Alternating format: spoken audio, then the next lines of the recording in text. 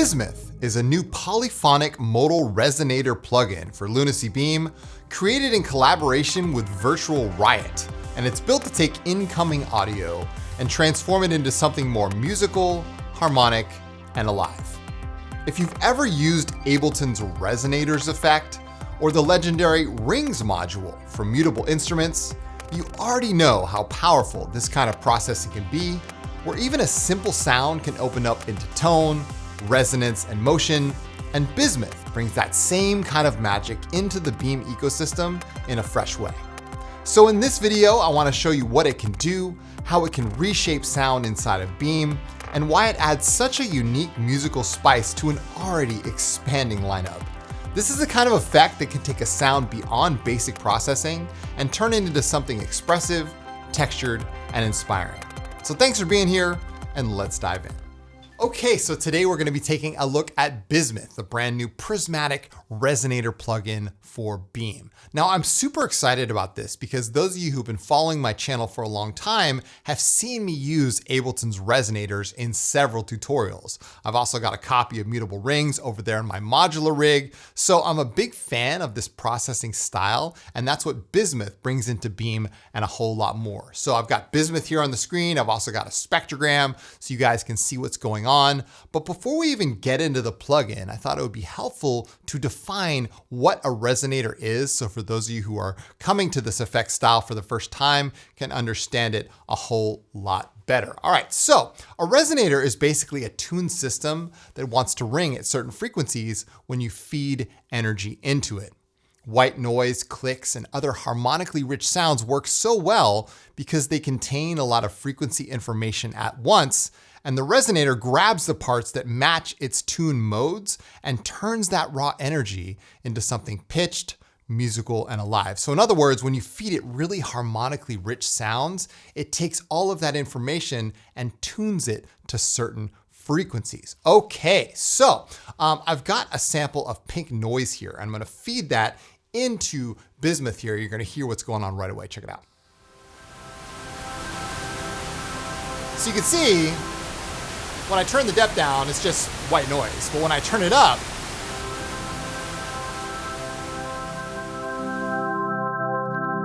Bismuth starts organizing all of that white noise into specific bands, which sound musical, right?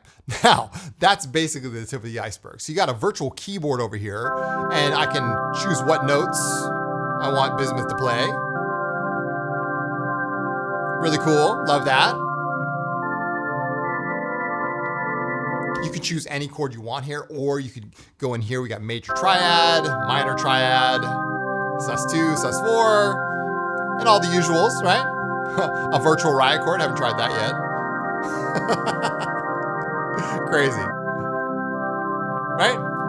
So that's cool. It can work really well, especially when you're trying to tune something musical to your track. Now the octave here, this is the bass octave, okay? Now the bass octave works like this. You can see on the spectrogram, as I move up on the bass octave,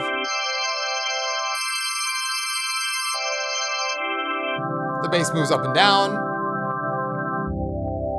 But right next to it, we have spread control. Now, when you set the bass octave, these sort of work in tandem with each other, all right? So the spread works like this. We're spanning across a 3-octave span here. If I just go to 1, now we just have 1 octave, bass octave is at 2. But if I increase the spread here, listen to this.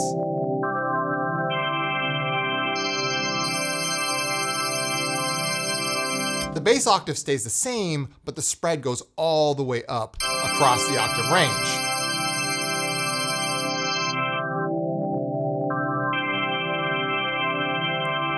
Really, really cool stuff. All right, we can take the root note here and change it if we want. And notice the shape of the chord style that you've chosen moves with the root note. I love that.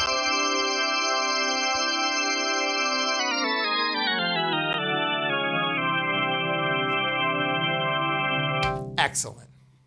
All right, so next up is attack and decay. Now, attack and decay controls the attack and the decay for the resonators themselves. So as you can see here, when I press play and turn down the decay, it starts to get really clicky, really fast. When I open it up, you get that nice blooming resonator effect. Now, like I said, Bismuth works really well with harmonically rich sounds, like, say, a drum beat or something. Okay, I'll turn down the depth here. You can hear this drum beat. Nice stuff, right? But when I mess with the attack and decay, listen to this. That sounds really musical. I'll change the spread. I love that. So you can hear how this adds a whole nother dimension to that drum beat, like instantly. I love it. Fantastic.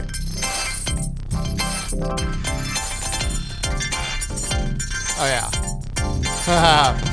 Let's try the Virtual Riot chord. Oh yeah. Super sick.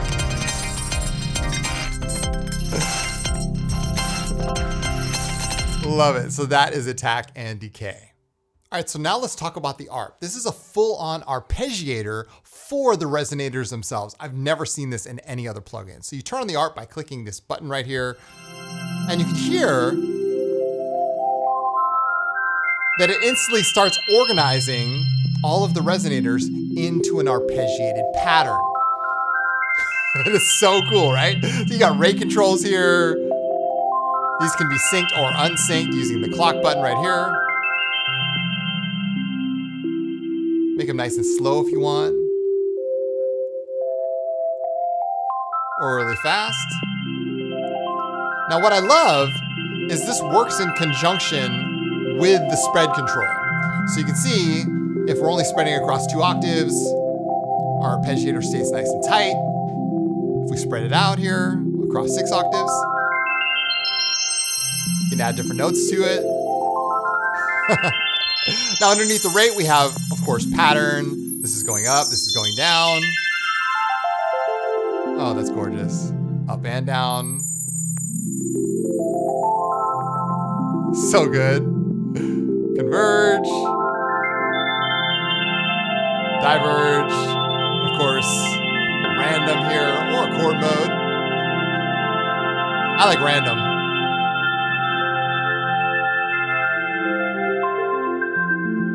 Oh, that's so good. Let's play this with our track. I mean, and this is just Bismuth by itself, right? We haven't added any of the other parts of Beam, taps, portals, you name it. Like, it's crazy. Oh my God. So good. And again, this is all coming from just pink noise. Fantastic. So that's the Arpeggiator. I highly encourage you guys to use this, and, you know, whether it's with, you know, a pad sound, a soundscape sound, it can really add a whole nother dimension to what you're doing here inside of Beam.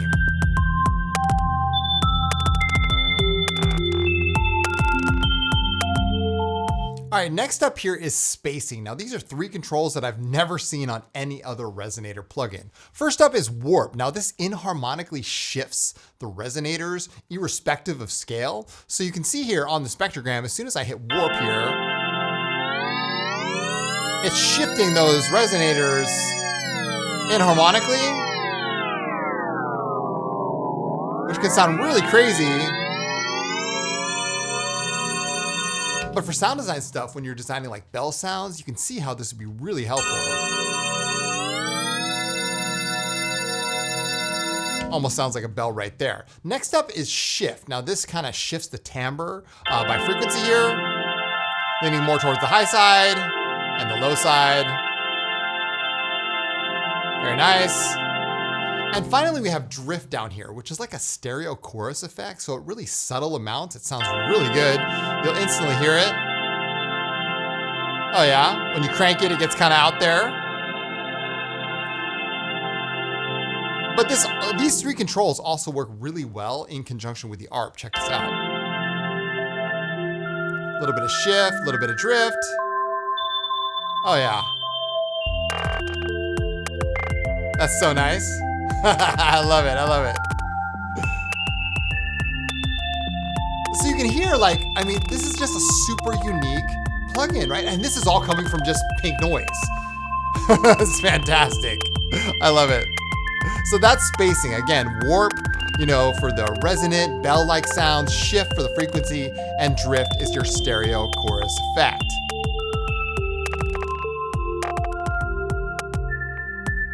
Okay, next up is motion. Now, motion adds an LFO per resonator. And unlike the ARP, which controls the notes of the actual resonator itself, motion controls the volume of the actual resonators. Check this out. So when I turn on motion here, we don't hear anything until I start turning up the strength. And then you can visually see these volume swells here. We can turn up the rate here. Love that. Now there's a really interesting control here called unison, right? And unison at 0%, you can see, is just straight up and down, right? But when I increase the unison, it kind of disperses the effect across the frequency spectrum. Oh yeah, combine that with a rate. Fantastic. Oh my God. And we can modulate between a sine wave and a square wave here for some really interesting effects.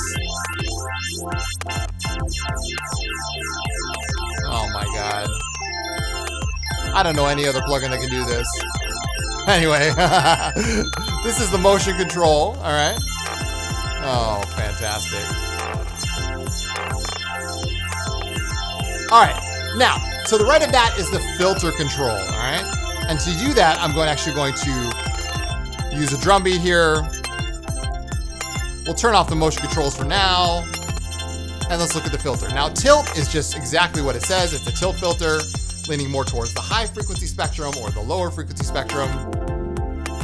It's got a scoop control here, which adds a little bit of clean resonance to each of the resonators. Subtle effect, but it works really nice.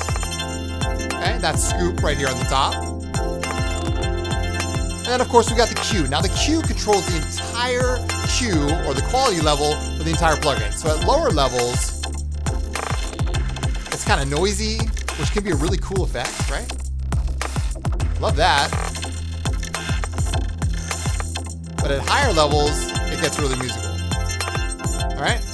Now, down here we have a bandpass filter. It's a really cool filter, which allows you to bypass all of the higher frequencies, right? Customly. Or the lower frequencies. But what they've done is they've added a really cool button which allows you to pass the dry signal through the filter for some really clean effects. Check this out. You press this button right over here above the depth, and now listen. You can hear that source drum beat underneath it, and still hear the resonation effects. Oh yeah, combine that with like the motion control. That's just wild, right? That is so wild. Fantastic. Add some, you know, a little bit of extra here. I mean, this is just outer space, right?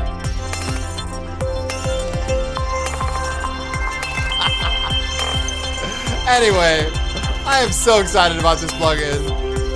And hopefully what I've showed you today is not only, you know, going to be useful for you guys in your own productions, but now you can see the power of what this could be inside of the Beam ecosystem. I mean, I didn't even touch it with other, you know, Beam plugins like Volt and Taps and Portals, you name it. I mean, this is an amazing new addition to the Beam ecosystem. Anyway, I want to thank Lunacy. I want to thank Virtual Riot. I want to thank you guys for watching. And yeah, go out there, grab it. It's on intro price right now. I'll leave the link down below in the description. This has been a lot of fun, y'all. Bismuth, the Prismatic Resonator. I'm in love with it. Anyway, go check it out. Thank you guys so much again for watching. I truly appreciate it. And yeah, I'll be back again soon with more videos like this one. So in the meantime, take good care, you guys. And as always, keep your heads in the clouds and your feet planted firmly on the ground. I am Chris from Signs of Life. I'll see you guys in the next video.